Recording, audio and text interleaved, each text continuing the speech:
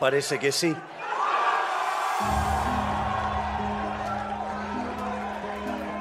Javier Gerardo Milei acaba de cumplir justo un año como presidente de Argentina. Buenas noches. Lo cierto es que consiguió algo histórico, que es derrotar al peronismo en su momento, con unas formas, digamos, nada convencionales, con la motosierra para recortar. El reto que tenía por delante era intentar sacar al país de la ruina más absoluta, luchar contra la inflación disparada, contra la corrupción y contra todos los desajustes del Estado. Un año después, me pregunto qué es lo que está consiguiendo. Esto es Milei, año 1. Soy Javier Atard y hoy es jueves, es 21 de noviembre. El Mundo al Día, un podcast del Mundo.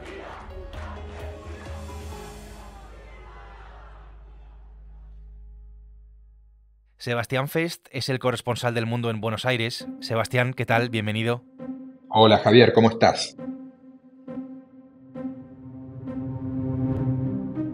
Porque como dije mi primer discurso, yo no vine acá a guiar corderos, vine a despertar leones y están despertando y se van a comer crudo a los políticos chorros. El asunto económico era tal vez el más importante para el economista Milei. En la inflación tenía a su principal enemigo, que estaba ahogando al país con los precios subiendo y con el dinero casi sin valor. De momento, Sebastián, esa batalla la está ganando. No, sin dudas hay cosas que están cambiando en Argentina y que tienen que ver con la presencia de Javier Milei como presidente. ¿Hasta dónde va a llegar esto? No lo sabemos. Milei tiene como objetivo transformar a la Argentina en el país más liberal del mundo y eso es un objetivo muy importante tratándose de un país con querencia por el Estado, por el estatismo. Por lo pronto, en la comparación del día a día, la inflación ha caído claramente, aunque sigue siendo muy alta.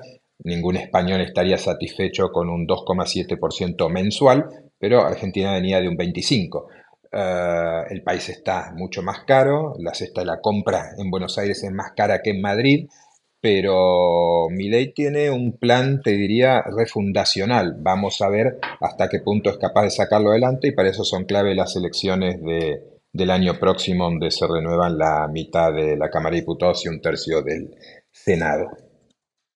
Y el asunto de la inflación es capital, digamos, para esa transformación que intenta llevar a cabo en Argentina. Milei, en las luces de su batalla, el rigor fiscal sin precedentes ha llevado al país a un superávit que en otro momento era inimaginable. Incluso el propio peso, que es la moneda propia de Argentina, se ha fortalecido.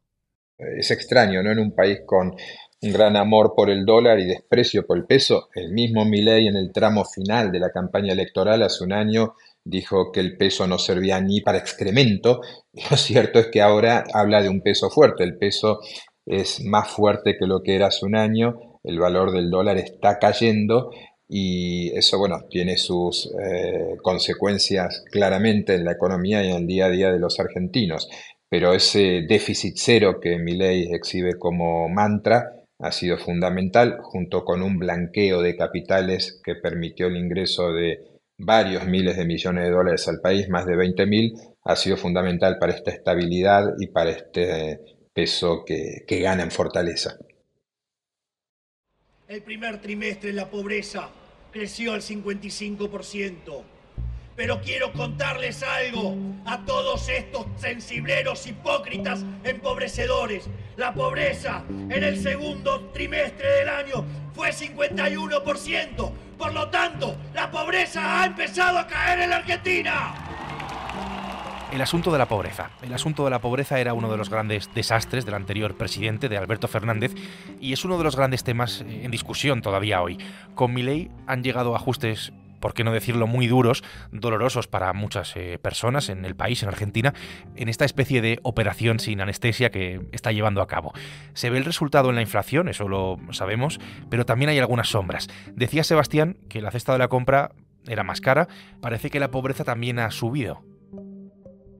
Según el ente estatal que mide todo tipo de índices de la economía de la sociedad argentina, está en un 43% en el cierre de 2023, es decir, al final del gobierno del peronista Alberto Fernández, y en el primer semestre, al cabo del primer semestre del año 2024, había subido al 53%. Dice Milei que en algún momento de ese primer semestre llegó a estar más alto y que lo que está sucediendo ahora es que la pobreza está bajando y que a fin de año se va a comprobar que efectivamente baja. Y es muy simple, la pobreza en Argentina, y no solo en Argentina, sube en la medida que suba la inflación. Es muy previsible que con esta bajada que hay de la inflación, al final de 2024 el índice de pobreza sea inferior a ese 53%. ¿Cuánto? No lo sabemos aún. Una de las promesas, grandes promesas, me atrevería a decir incluso de Milei, era la de acabar con los piquetes. Los piquetes son esos movimientos de protesta que, en algún caso, llegaban a hacer bastante difícil moverse por las grandes ciudades del país, de Argentina, sobre todo por Buenos Aires. Y esto es curioso porque no sé si incluso casi contra pronóstico ha conseguido casi aplacarlo o acabar directamente con ellos, con los piquetes. Es bastante llamativa la falta de contestación que hay en general en las calles y lo que se hacía antes, que era entregarle todo el dinero del Estado a unas organizaciones intermediarias para que éstas a su vez lo repartieran a los pobres, a los más desfavorecidos, pues bien, esos intermediarios ya no existen y llamativamente los piquetes tampoco. Por lo tanto, había algo que se hacía muy mal antes y hay algo que evidentemente se está haciendo bien ahora.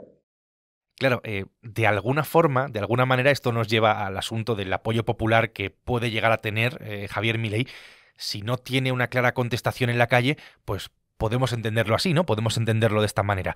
Y aquí hay mucho más que la economía, entiendo, porque Milei es un personaje peculiar, pero en tu análisis, Sebastián, en el periódico, cuando se cumplía un año, citabas a Andrés Malamud, que explica algo interesante, y es que en Argentina el ajuste de Milei es relativamente popular porque se ha dado cuenta la gente de que no hay dinero y que con sus formas y con sus maneras, con las maneras que tiene Milei, le ven como alguien, digamos, auténtico.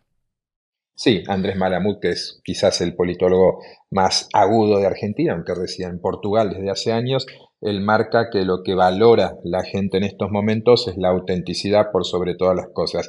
Y de Milei se puede decir mucho, pero como bien dice Malamud también, lo que ves es lo que es. Y eso en este momento le da muchos réditos a cualquier político y Milei sabe cómo aprovecharlo. Está en el momento ideal y en la situación justa para mostrarse de esa manera.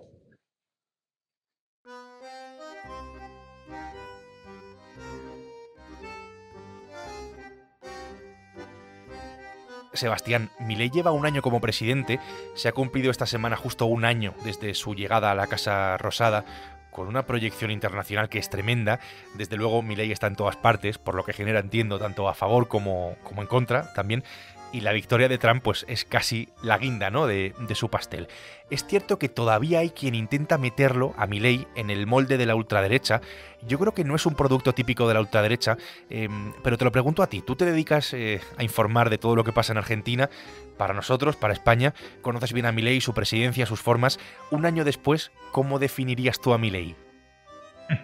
Es complejo, pero él es un ultraliberal, sin dudas.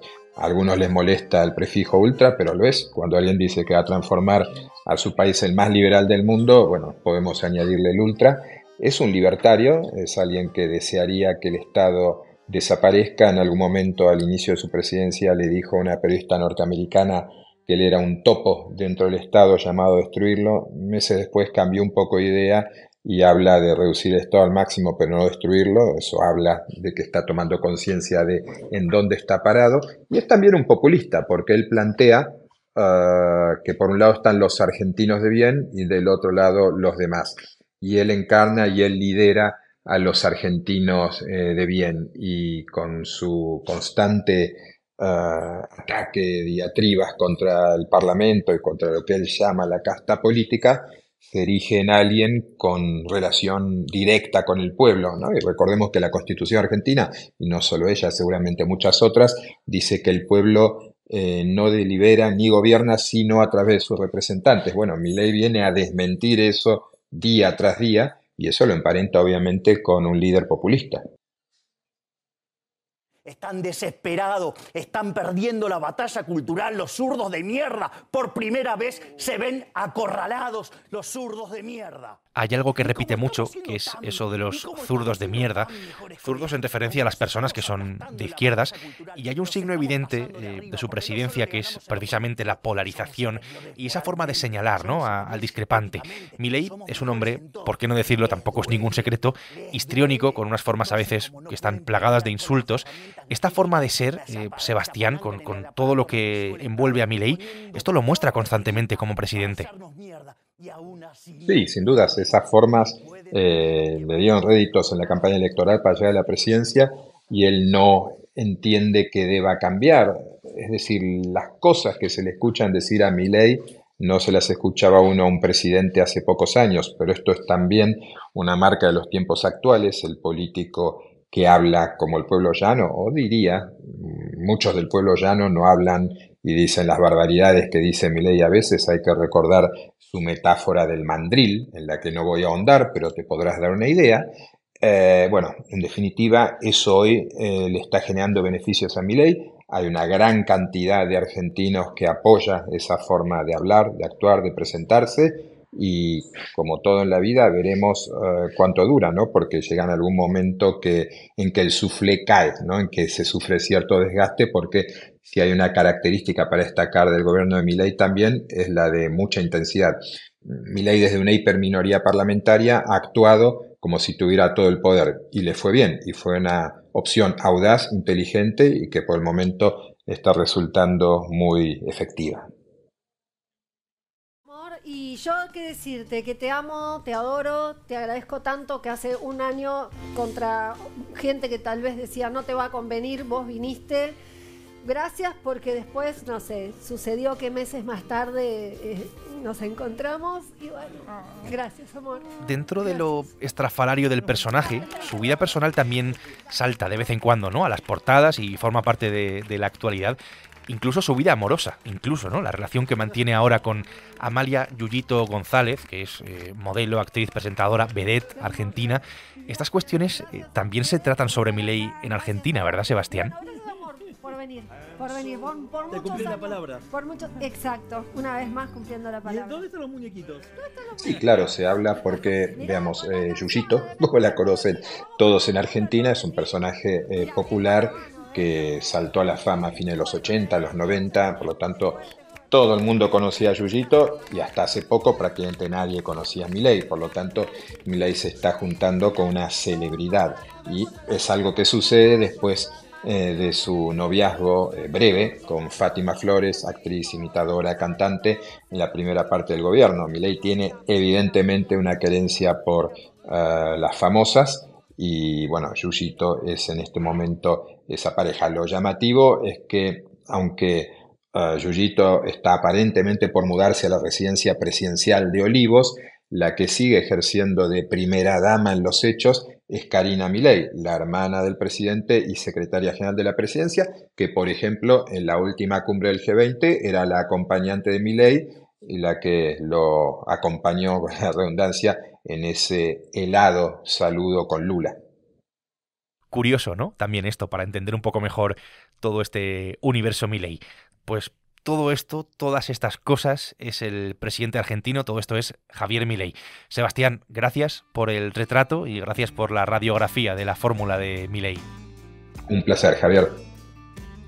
Sebastián Fest ha hecho posible este episodio del Mundo al Día, que está todos los días en elmundo.es, en nuestra web, y también puedes escuchar este podcast en las principales plataformas de audio, en las que, si quieres, pues tienes la opción de suscribirte.